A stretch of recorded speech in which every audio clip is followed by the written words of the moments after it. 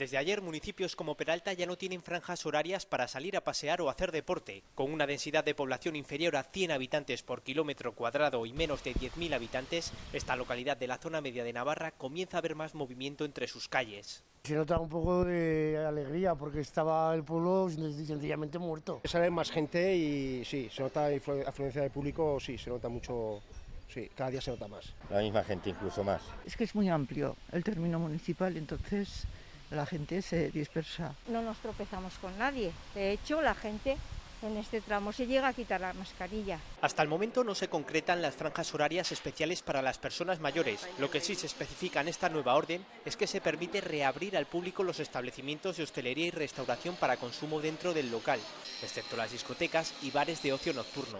En Peralta ya lo notan. Hacemos el camino de Santiago en la terraza. vuelta para aquí, vuelta para allá. Sí, la terraza sí, la verdad.